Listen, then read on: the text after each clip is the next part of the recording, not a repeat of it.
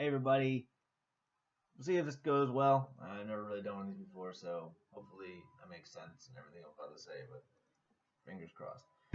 So one of the things I hear a lot about or on the internet are these ideas of, oh, well, we should provide free things for people because they can't afford them or whatever, whether it's healthcare, whether it's student loans, college, things like that, all kinds of good things that people want to have, not everybody can afford. And so it seems like a good idea. Well, okay, why don't we all just pull together? We'll pay the money for them, and then everybody can get like free healthcare. That's kind of what Obamacare tried to provide and everything like that. So what's the problem with that exactly? Well, there is a problem, a huge problem, and I don't see anybody really saying anything about it. So I wanted to kind of make this video to kind of demonstrate. So let's take a look at this. So here I have a line of coins, right? And let's just say we're talking about healthcare as an example. So here's the entire population, poor to rich, and here's a divide, right? Where these are the people that cannot afford their own healthcare, and here are the people that can. So what happens is these people get together and they say, oh man, these poor people over here can't afford their own healthcare. We should really do something, pull together and pay for the healthcare so that they can get healthcare as well. So they say, okay, great idea. So they look at them, they figure out how much healthcare currently costs, how much it's going to cost us to cover them. They get the money, take it from these people, and distribute it basically to them, right? So now everybody has healthcare, right? And we're taking it to them. So what happens? We start taxing them. Well, the people down at the bottom here, who are just kind of barely making it, now they're having more money taken away from them, and that cuts into their profits and makes them either it makes their businesses either not worth sustaining or actually losing money in general. So what happens? Well, these businesses try to find ways to cut costs, and usually one of those ways to cut costs, the first one, the most expensive one, is people. You let go of some people. So what ends up happening? Or even if they don't let go, maybe they just go out of business. Either way, what ends up happening is you get more people from here moving into this category now. Now we have a larger group of people who are no longer able to provide for themselves. And so the next year when they come back, these people look and say, oh my gosh, this number has grown. We now need to get more money to cover them. Well, what do they got to do? They got to take more money from these people again. And what happens when more money is taken? Again, it shifts this way.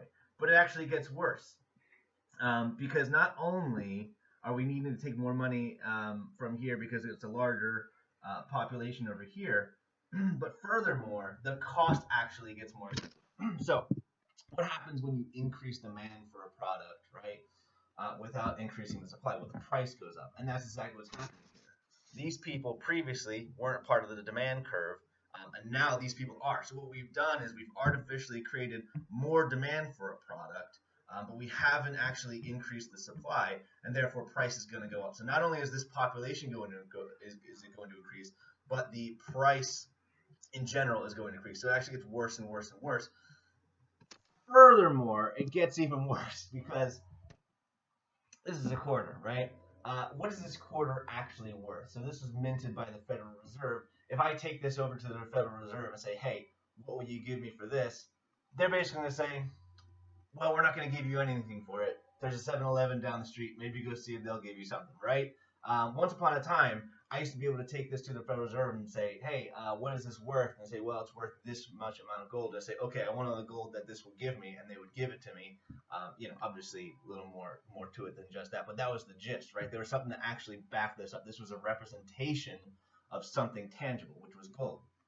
But this doesn't represent anything tangible anymore, right? Not really. I can't take this to the people that make it and have them give me anything. They won't give me anything. So what does this represent? Well, basically what this is a representation of the goods and services that are sold within the respective community where this is accepted, right? So basically everybody in America just has this assumption that, oh yeah, this is worth something. I'll give you this, you give me this. I basically work to earn this. You work to earn this. Let's turn our work basically into this, and we'll just, basically exchange it, and there you have it. So what this ends up becoming is a representative or a representation of the total wealth or the total utility, to say in economic terms, that a country can make, right? So here's the thing. If these people represent the population that are increasing what the actual wealth of a country, right? Goods and services, actual utility. If it keeps getting less and less, then what does that mean for this? Well, that means that this is actually going to be worth less and less as this population shrinks and this one grows, right? So not only does the price increase, not only does the population of the need increase, but the actual money that you use to pay for all of this decreases. So this basically creates what we just call a death spiral, right? As you progress down the line, you keep trying to do it, it just keeps getting worse and worse and worse. You get more and more people who are unable to provide for themselves. And at the end of the day, eventually you come to a point where it's, this is the distribution where only the extremely wealthy have anything, and everybody else is basically trying to ride off of them, which puts a tremendous amount of power in their hands, correct? So, so basically, you can apply this to anything.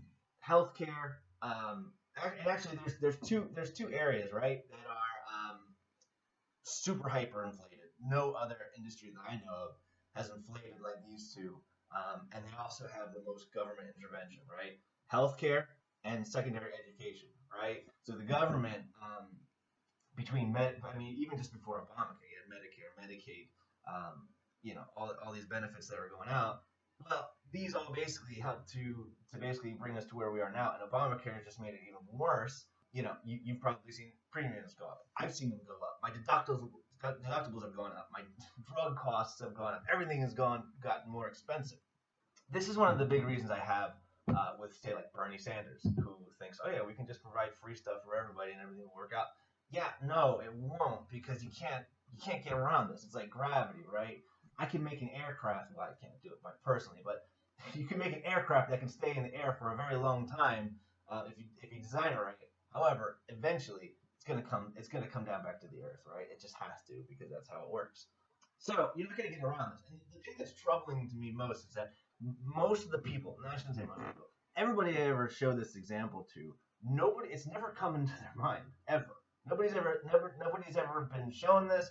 Nobody's ever come up with this themselves.